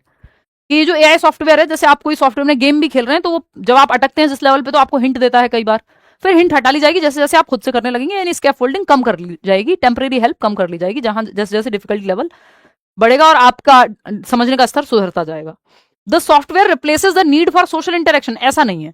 The software functions as a mediated tool, yes, मध्यस्थता के टूल के रूप में काम कर रहा है ये सॉफ्टवेयर टेक्नोलॉजी, है ना। टेम्परेरी हेल्प मिल रही है, मोर नॉलेजेबल अदर के रूप में काम कर रहा है और धीरे धीरे सपोर्ट को फेड किया जा रहा है, यानी कम किया जा रहा है स्कैफोल्डिंग को। Learning is determined primarily by artificial intelligence rather than human cognition, कि अब आर्टिफिशियल इंटेलिजेंस नहीं तय कर दी है लर्निंग, ऐसी कोई बात नहीं है, सिर्फ सॉफ्टवेयर यूज हुआ है, सीखने का एक माध्यम बन रहा है, मीडिएट कर रहा है, मध्यस्थता कर रहा है सॉफ्टवेयर टीचर के रूप में। Guided assistance should remain constant to avoid learner dependence on independent thinking, बच्चों को खुद से करने ही मत दो, हमेशा गाइडेड इंस्ट्रक्शन देते रहो। वो वाले माँ बाप बन जाओ हेलीकॉप्टर पेरेंट्स, एक तो जो हर समय आगे पीछे घूमते रहे, बच्चों को बैसाखियां पकड़ा दें, चलना ना सीखने दें। तो इंडिपेंडेंट थिंकिंग कभी तो बच्चों को करने देनी है ना आपको, सोसाइटी हेल्प कर सकती है। तो सेकंड ऑप्शन यहाँ बेहतर है, बाकी सब तो वाइगॉत्स्की के अकॉर्डिंग जा ही नहीं रहे। क्वेश्चन नंबर 21 देखिएगा, ये 4 स्टेटमेंट हैं और आपको देखना है कौन से चारों में से कौन सही है, चारों सही है या कोई सही नहीं है। Consider the following statement regarding लेव वाइगॉत्स्की सोशियो कल्चरल थियरी, वाइगॉत्स्की के सामाजिक सांस्कृतिक सिद्धांत के संदर्भ में इन कथनों पर विचार करना है। पहला कथन है, instruction is most productive when it targets abilities that are still developing rather than those already mastered, यानी शिक्षण जो है, इंस्ट्रक्शन जो है, वो सबसे अधिक प्रभावी तब होती है या होता है जब वह उन क्षमताओं को लक्ष्य बनाती है जो अभी विकसित हो रही हैं, जो एबिलिटीज बच्चा डेवलप कर रहा है, ना कि केवल जो उसे पहले से आता है। भाई अगर आपको उतना ही कराया जाएगा जो सवाल आप इजीली सॉल्व कर लेते हैं, तो फिर आपकी जो क्षमता डेवलप हो सकती थी, थोड़ा डिफिकल्टी लेवल ऊपर जा सकता था, जो पेपर के लिए भी अच्छा है, वो नहीं हो पाएगा। तो डिफिकल्टी लेवल थोड़ा रहना चाहिए, इसका मतलब ये नहीं कि जितना मास्टर कर लिया बस उसी लेवल के सवाल कराओ। तो ये बात तो सही है। Effective scaffolding gradually decreases as learners assume greater cognitive responsibility, जैसे जैसे बच्चे की समझ बेहतर होने लगती है, वैसे ही धीमे धीमे आप स्कैफोल्डिंग को ग्रेजुअली डिक्रीज करते जाते हैं, कम करते जाते हैं। ये बात भी सही है। थर्ड ऑप्शन क्या है, dynamic assessment emphasises the learners potential performance under appropriate mediation rather than only independent performance. Dynamic assessment क्या है, बच्चे आपस में एक दूसरे को असेस कर रहे हैं, जहां हेल्प मिल रही है टीचर की हेल्प ले रहे हैं, एक्टिव है बेसिकली, आकलन 360 डिग्री आकलन है, सेल्फ असेसमेंट भी कर पा रहा है बच्चा, खुद से भी वो खुद को आकलन कर पा रहा है, आपस में बच्चे एक दूसरे से पूछ ले रहे हैं सवाल, टीचर भी आकलन कर रहा है। तो ये डायनेमिक असेसमेंट है, गतिशील है, जिसमें बच्चा एक्टिव है, टीचर एक्टिव है, उसका सहपाठी भी एक्टिव है, अच्छी बात है। ये तो गत्यात्मक आकलन बेहतर है जहां बच्चा एक्टिव होगा, फ्लेक्सिबिलिटी है इसमें। Private speech is considered an obstacle, देखिए प्राइवेट स्पीच को कभी भी ना, जो निज वाक है, खुद से बात करना है 3 से 6 वर्ष में, उसको ऑब्स्टेकल या बाधा नहीं मानना है, वो सेल्फ रेगुलेशन में अपने विचारों के को regulate, an obstacle to self regulate, उल्टा कह दिया उन्होंने कि निज वाक जो है वो आत्म नियमन में बाधा डालेगा, जबकि आप खुद से बात करके, सेल्फ टॉक करके या प्राइवेट स्पीच से आप खुद को डायरेक्ट करते हैं, सेल्फ रेगुलेट करते हैं कि यार ये वाला नहीं, ये ऐसे नहीं, ऐसे करना है, खुद से बात कर रहे हैं आप, तो इससे तो ऑब्स्टेकल थोड़ी, ये तो हेल्पफुल होता है सेल्फ रेगुलेशन में, इन्होंने उल्टा बोल दिया। तो फोर्थ ऑप्शन गलत हो गया यहाँ, बाकी के तीनों सही हैं, जो कि 57% लोग सही जवाब दे रहे हैं, फर्स्ट सेकंड और थर्ड सही हो गया, फोर्थ गलत है, तो जहां पे भी फोर्थ है वो हट जाएगा ऑप्शन, यहाँ भी फोर्थ है, यहाँ भी फोर्थ है, यहाँ भी फोर्थ है, बचा ही नहीं कुछ, फर्स्ट ही ऑप्शन बचा है, सिंपल आंसर। इसमें 57% क्यों, इसमें तो 80-90% सही जवाब देना था, आसान सवाल था। देखो जैसे स्टेटमेंट या लेंदी बनता है सवाल तो आप घबरा जाते हो, जबकि पेपर में क्वेश्चंस लेंदी आते हैं, इसलिए पढ़ के समझना बहुत जरूरी है। क्वेश्चन नंबर 22 देखिए, 22वां सवाल क्या कहता है, a young child learns traditional embroidery by working daily with her grandmother, initially she copies every step, later she invents her own patterns while preserving traditional techniques, यानी एक बच्ची है जो अपनी दादी के साथ प्रतिदिन पारंपरिक कढ़ाई सीखती है, दादी को देख देख करके वो एम्ब्रॉयडरी करना सीख रही है।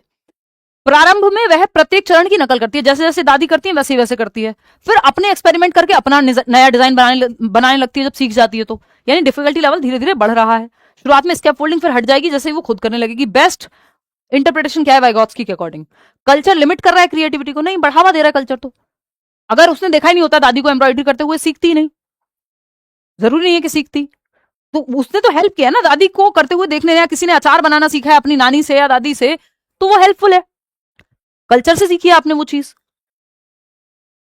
Cultural tools become internalised and support higher thinking. Yes, जो कल्चर के टूल्स हैं, जो कल्चर में आपने देखा सांस्कृतिक उपकरण जो है वो आंतरिक बन जाते हैं, आप इंटरनलाइज कर लेते हैं, अपने अंदर भर लेते हैं उनको और अपनी एक समझ पैदा करते हैं।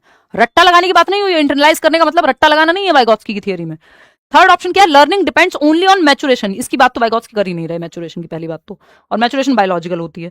Intelligence develops independently of social interaction, नहीं भाई, इंटरडिपेंडेंस है, सामाजिक या अंतःक्रिया से बुद्धि का कोई लेना देना नहीं है, या स्वतंत्र है बुद्धि, नहीं, ना तो सामाजिक अंतःक्रिया से, ना सोसाइटी से, ना कल्चर से, ना लैंग्वेज से इंडिपेंडेंट नहीं है, इंटरडिपेंडेंट है, इंटर रिलेटेड है।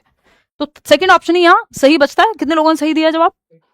83% लोग। चलिए बहुत बढ़िया, आगे बढ़ेंगे, क्वेश्चन नंबर 23 देखेंगे। तो ये सवाल आपने वाइगॉत्स्की कर लिया, इसके आगे आपको कुछ और करने की जरूरत नहीं है, आपसे पेपर में क्वेश्चन बहुत इजीली सॉल्व हो जाएंगे। क्वेश्चन नंबर 23 देखिएगा और बताइएगा।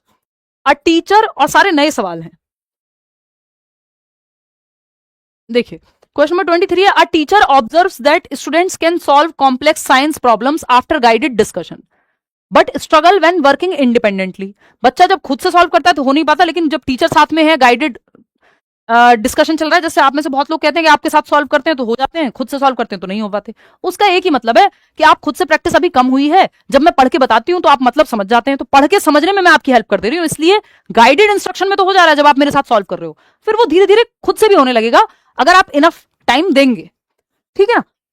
तो यहां पे वही बात कही गई है कि एक शिक्षक देखता है कि विद्यार्थी मार्गदर्शित चर्चा के बाद, यानी गाइडेड लर्निंग में, गाइडेड डिस्कशन में, जहां उसके दोस्त या फिर टीचर गाइड कर रहे हैं उसको, वो मुश्किल कॉम्प्लेक्स प्रॉब्लम सॉल्व करने लगता है या कर लेता है, लेकिन अकेले कार्य करने में कठिनाई होती है।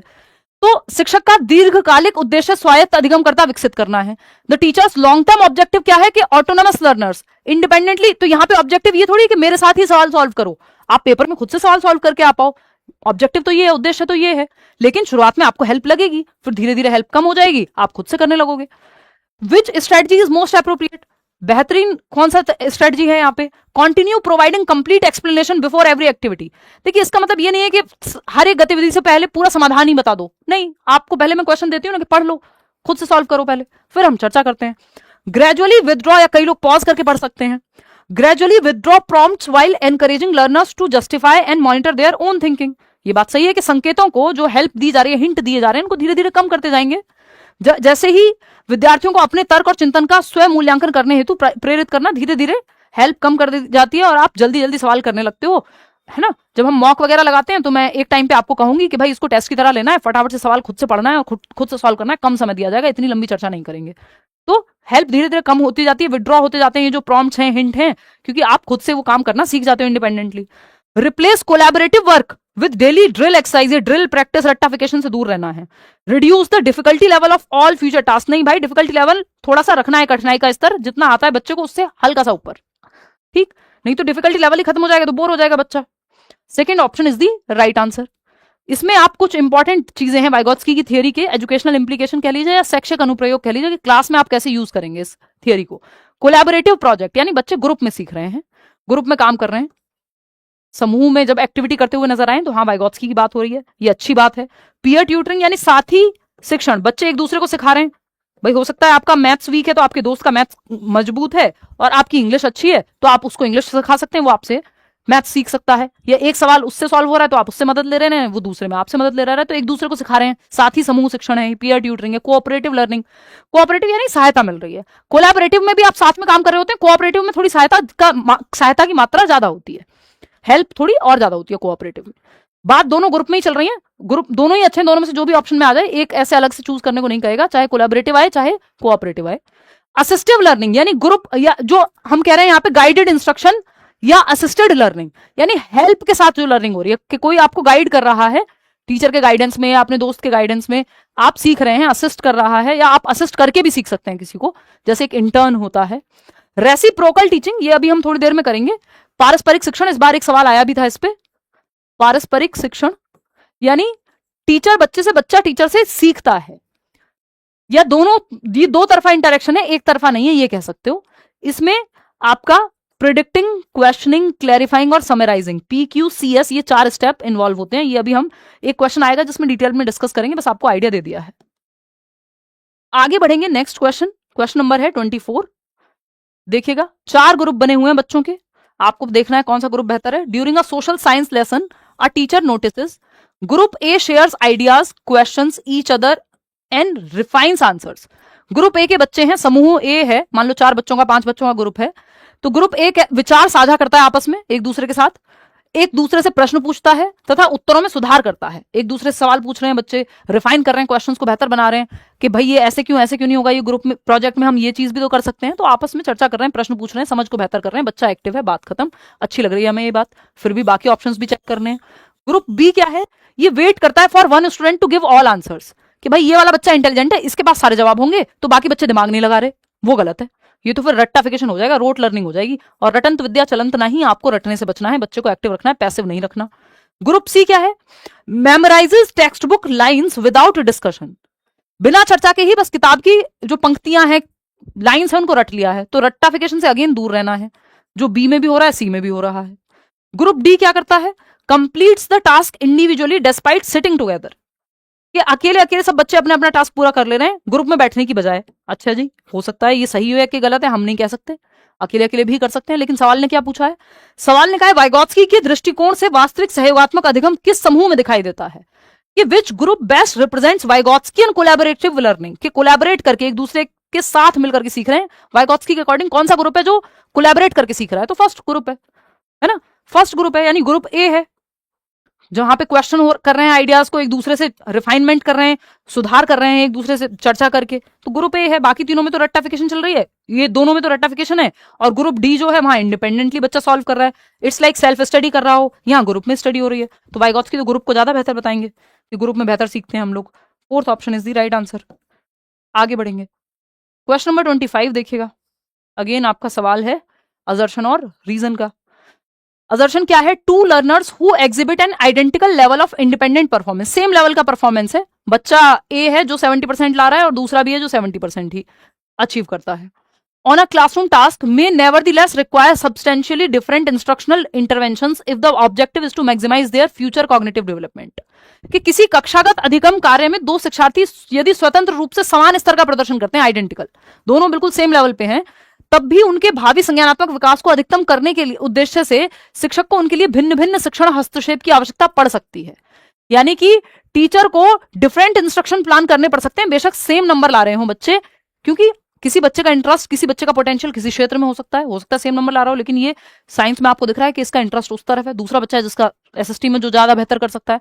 भाई सारे 90% लाने वाले बच्चे, सबको सिर्फ क्या कहते हैं, साइंस स्ट्रीम लेनी चाहिए 11th में, तो ये तो वैसी बात हो गई, गलत है। भाई हो सकता है एक बच्चा 95% लाया हो, बट उसका इंटरेस्ट एरिया जो है वो ह्यूमैनिटीज में है, उसको आगे जाके लॉयर बनना है मान लो, तो जबरदस्ती उसको साइंस में क्यों घुसाना है ना।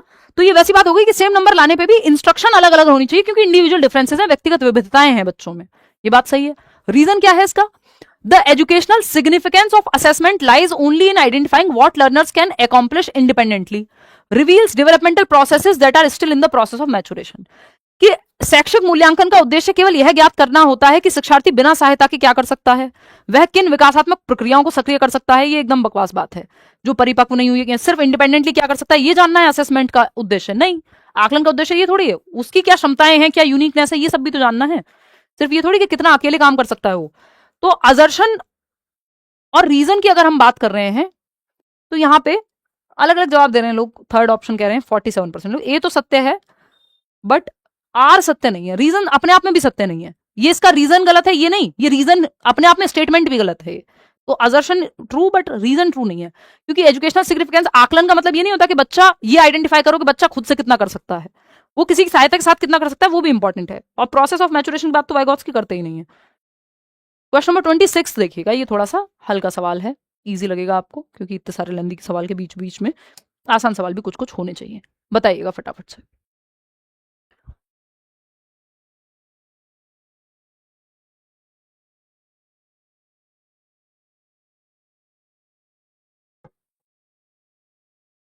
सेवेंटी 3% लोग फोर्थ ऑप्शन कह रहे हैं, चलिए देख लेते हैं। Identify the practice least consistent with Vygotsky's socio cultural perspective, निम्नलिखित में से कौन सा अभ्यास वाइगोत्स्की के सामाजिक सांस्कृतिक दृष्टिकोण से सबसे कम मेल खाता है, यानी वाइगोत्स्की की थियरी से सबसे कम रिलेटेड बात पहचाननी है आपको। रेसिप्रोकल टीचिंग, बिल्कुल वाइगोत्स्की ने इसकी बात की है। गाइडेड पार्टिसिपेशन बिल्कुल बात की है, पीयर मीडिएशन यानी सहपाठी मध्यस्थता, peer interaction, peer learning, peer tutoring, ये सब बात हुई है, अभी पढ़ा था हमने वो 4 पॉइंट्स में। Uniform instruction irrespective of learner readiness, बच्चा कितना तैयार है किस स्तर पे सीखने के लिए, उसको देखे बिना, प्रीवियस नॉलेज जाने बिना, बस सबको सेम तैयारी करा दो, सबको एक ही मेथड से पढ़ा दो। यूनिफॉर्म इंस्ट्रक्शन, यूनिफॉर्म कपड़ों में अच्छी लगती है, मेथड में अच्छी नहीं लगती, ध्यान रखिएगा, नेगेटिव टर्म है। यूनिफॉर्म इंस्ट्रक्शन नहीं होना चाहिए, या स्टैंडर्डाइज्ड इंस्ट्रक्शन भी नेगेटिव ही होता अगर यहाँ स्टैंडर्डाइज्ड भी लिखा होता यूनिफॉर्म की जगह। समझ रहे हो बात को? सही क्या है? सही है डिफरेंशिएटेड इंस्ट्रक्शन अगर लिखा होता, यानी अलग अलग बच्चों की डिफिकल्टी लेवल को देखते हुए अलग अलग तरीके से सबको सिखाना, वो बेहतर होता है, ये पॉजिटिव बात है। तो फोर्थ ही गलत है, जो गलत है वही सही है, क्योंकि यही लीस्ट रिलेटेड है वाइगोत्स्की से। रेसिप्रोकल टीचिंग क्या है? ये परस्पर शिक्षण है कि बच्चे और टीचर दोनों एक्टिव हैं सीखने की प्रक्रिया में, कि बच्चा जब आप एक चैप्टर पढ़ा रहे हैं तो उसमें आगे क्या होगा इसको प्रिडिक्ट करना, बच्चे अनुमान लगा रहे हैं, अच्छा नेक्स्ट पैराग्राफ में क्या हो सकता है, यानी प्रोडिक्शन, PQCS बोलते हैं इसको। ये 4 स्टेप आते हैं, ये स्टेप भी पूछ लिए थे पिछली बार पेपर में। प्रिडिक्ट यानी अनुमान लगाना कि आगे चैप्टर में क्या आने वाला है। रेसिप्रोकल टीचिंग में ये 4 स्टेप्स हैं परस्पर शिक्षण में, टीचर और बच्चे दोनों एक्टिव हैं, दोनों एक दूसरे से सीख रहे हैं, ये कह सकते हैं हम, गलत नहीं होगी ये बात कहना। क्वेश्चन यानी ऐसा नहीं है कि टीचर को अपने सब्जेक्ट की नॉलेज नहीं है यहाँ पे, बट एक्टिव हैं, दोनों सीख रहे हैं, इस प्रक्रिया में इन्वॉल्व हैं सीखने और सिखाने की, टीचिंग और लर्निंग प्रोसेस में। तो प्रिडिक्ट करना कि what do I think this text will be about, कि आपको ये चैप्टर में पिक्चर्स देख के क्या लग रहा है किस बारे में होगा, तो प्रिडिक्ट कर रहे हो। या एक पैसेज पढ़ लिया, दूसरा पैसेज पढ़ने वाले हो, कोई हिस्ट्री की किताब, कोई भी चैप्टर किसी भी किताब का हो सकता है, तो आप प्रिडिक्ट करते हो आगे क्या होगा। क्वेश्चन क्या है? अब बच्चे के दिमाग में अगर कुछ क्वेश्चन है, जितना पढ़ लिया है उसके बारे में, या जो पढ़ने वाले हैं, तो वो बच्चा क्वेश्चन पूछेगा, तो प्रिडिक्ट करना, फिर क्वेश्चन करना, उस पर चर्चा होगी, टीचर क्लैरिफाई करेगा, what is unclear and needs more explanation, clarify करेगा जहां कंफ्यूजन आ रही है, या जो क्वेश्चंस बच्चे ने पूछे हैं या हो सकता है टीचर को पूछने, तो दोनों एक्टिव हैं। समराइज करना अंत में कि जो भी हमने सीखा उस चैप्टर में उससे हमें क्या जानने को मिला, तो प्रिडिक्ट किया बच्चों ने, क्वेश्चन किया बच्चों ने, टीचर ने, दोनों कर सकते हैं। क्वेश्चन पूछा गया, बच्चे के क्वेश्चन है तो उनको क्लैरिफाई किया जाएगा, क्यू हो गया, और एस है आपका, लास्ट में समराइज किया जाएगा टीचर के द्वारा। तो यहां पर रीडिंग कॉम्प्रिहेंशन में ये बहुत यूज होता है, जब आप कोई चैप्टर पढ़ा रहे हो जो थियोरी वाला हो, वहां ही काफी यूज होता है। रेसिप्रोकल टीचिंग, परस्पर शिक्षण, ये 4 स्टेप इसमें शामिल होते हैं। 3 सवाल और हैं आपके। क्वेश्चन नंबर 27 है, our teacher intentionally asks students to explain their reasoning to classmates before accepting the final answer.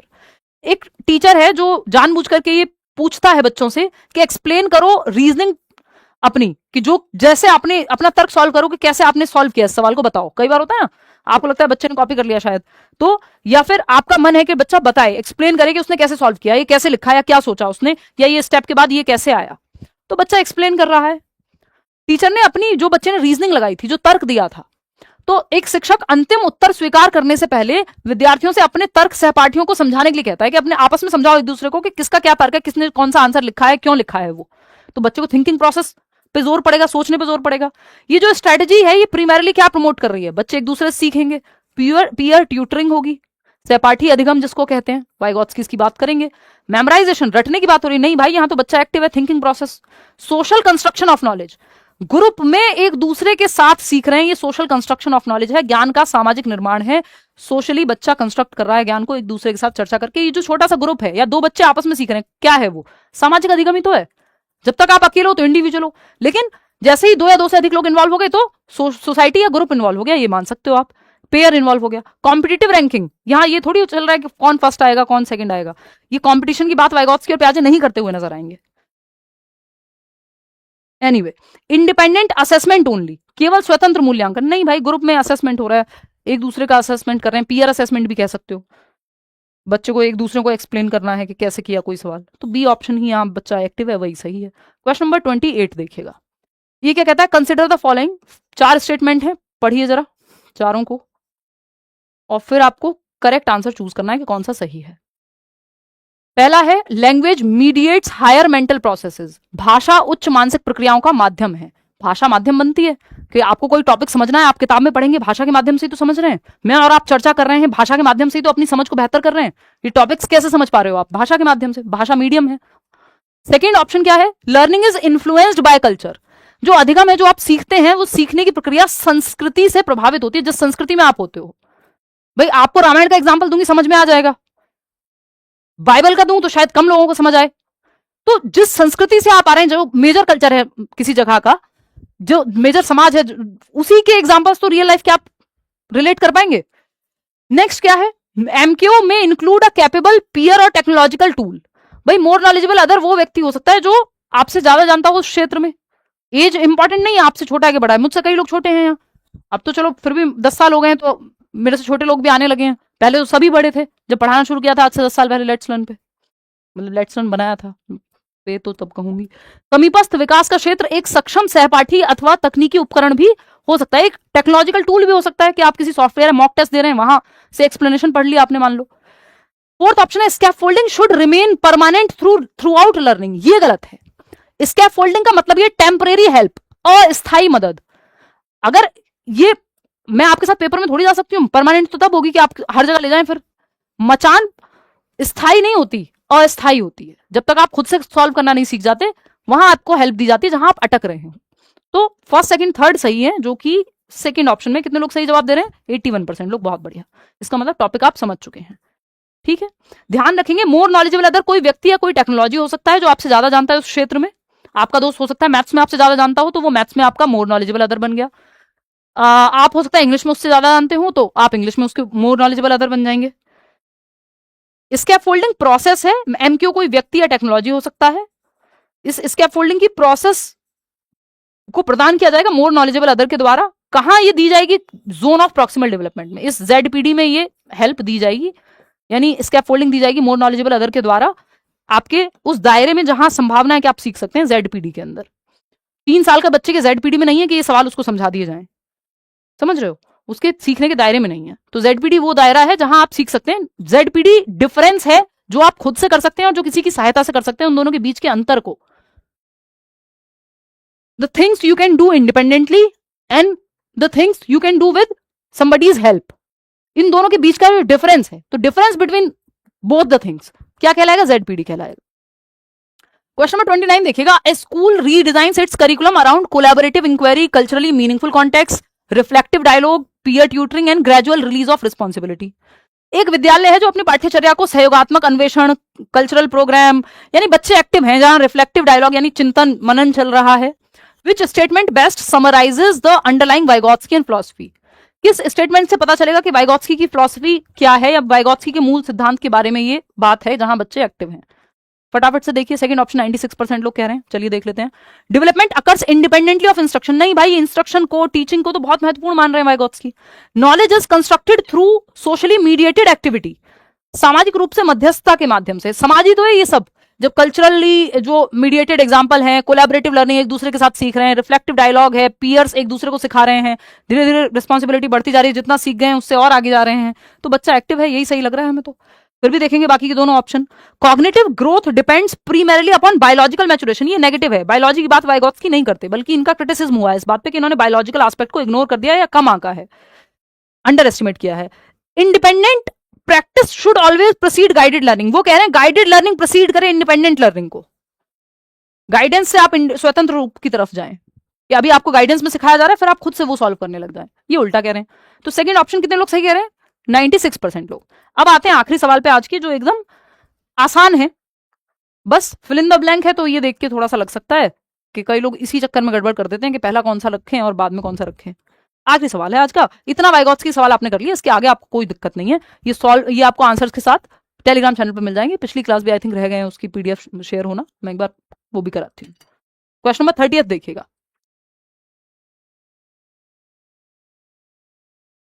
Monday को हम लोग 30 क्वेश्चंस किया तो सीरीज करेंगे, या हो सकता है हिंदी पेडागोजी के 50 सवाल करें।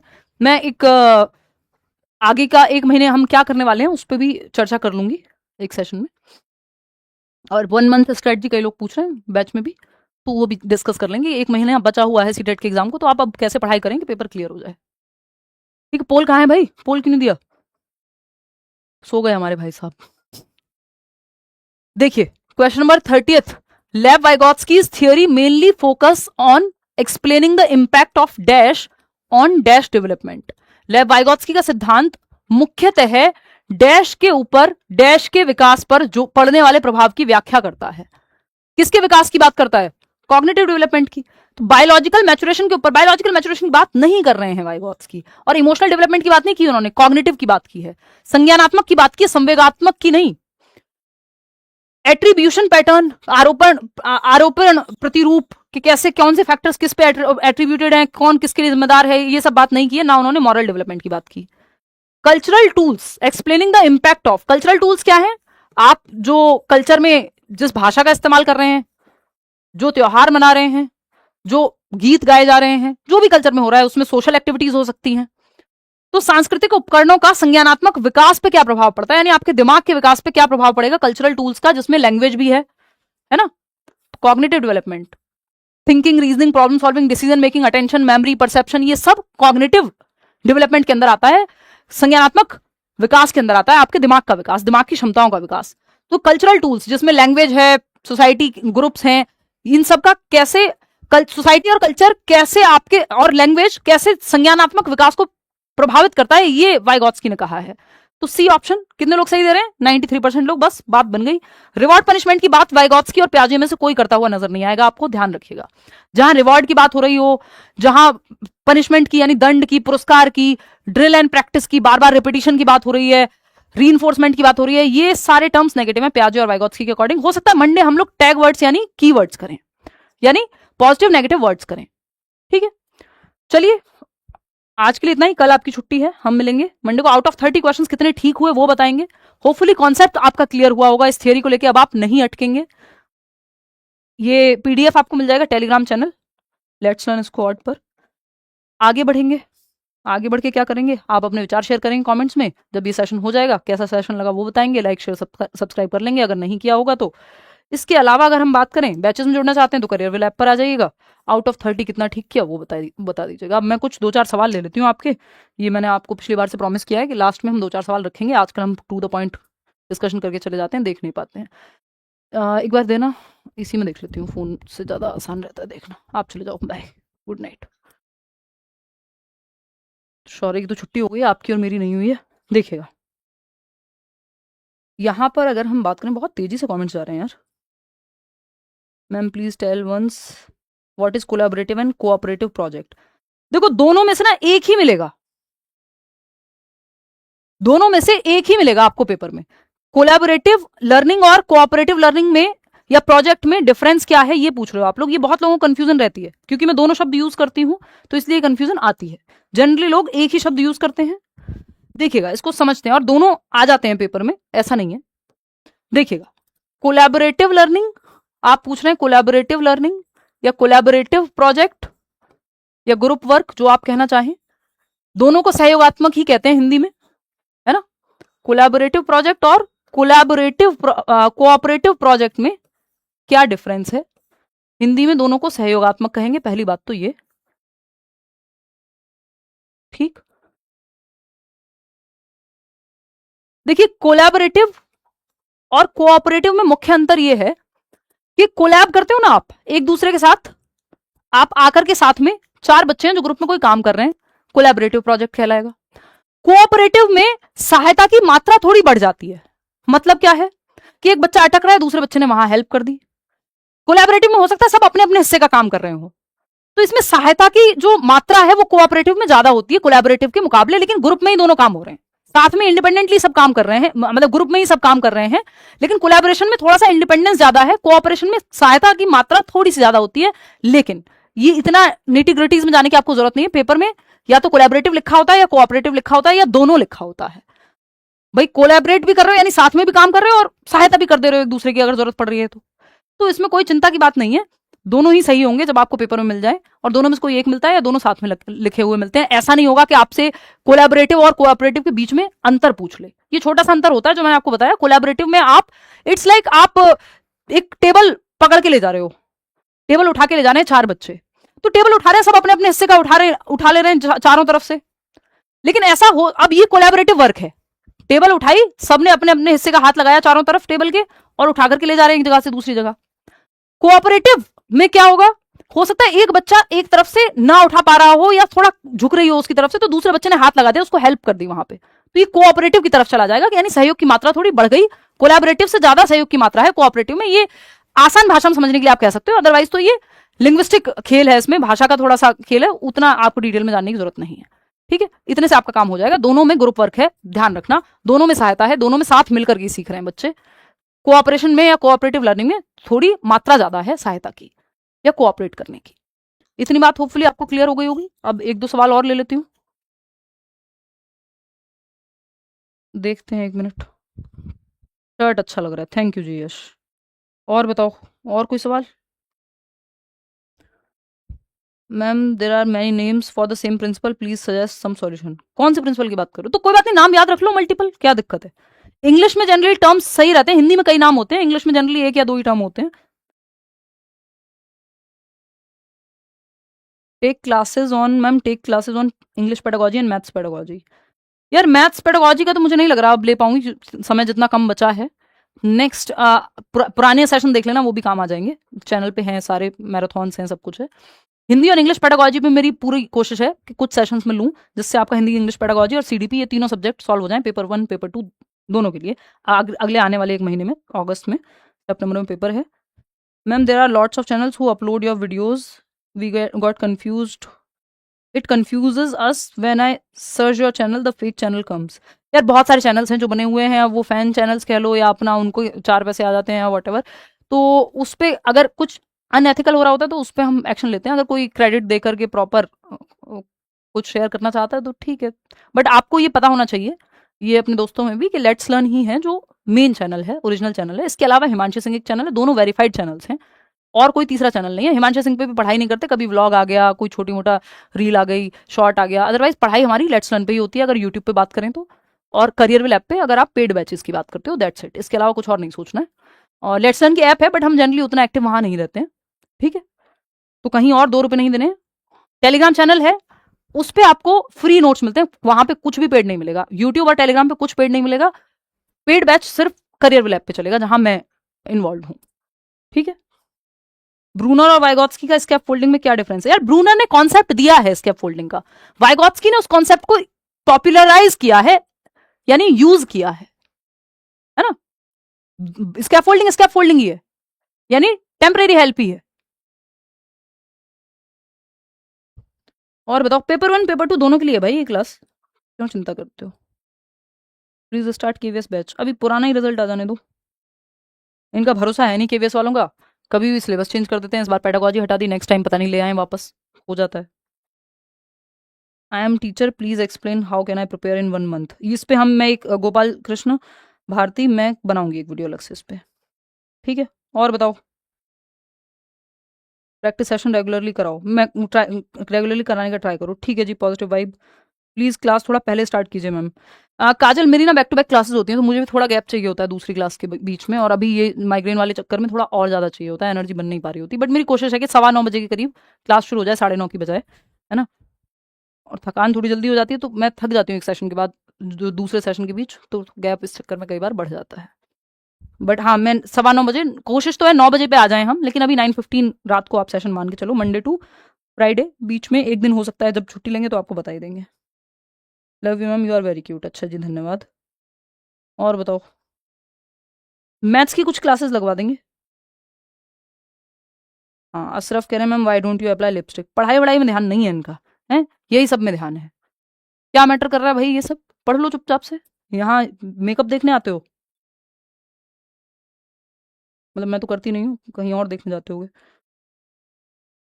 Ma'am why is there no class in the app today? क्योंकि Saturday Sunday career will pay off होता है, मंडे टू फ्राइडे क्लासेस होती हैं सारी टीचर्स की, ताकि आप रिवाइज कर सकें, मॉक टेस्ट वगैरह मिले हुए हैं, ई बुक्स, आपका नोट्स, ये सब मिला हुआ है, वो रिवाइज करने का टाइम आपको मिल पाए सैटरडे संडे, इसलिए ऑफ होता है, इसलिए आज क्लास नहीं थी बैच में। पीडीएफ टेलीग्राम पे डलवा देंगे, बाकी बैचेस में तो आपको सब कुछ एक साथ मिल ही जाता है। हिंदी की मैराथन कोशिश करेंगे जी बिल्कुल लेने की। चलिए आज के लिए इतना ही रखते हैं, thank you so much, see you on Monday रात को 9:15, टेक केयर। बताइएगा कमेंट्स में कैसा लगा सेशन।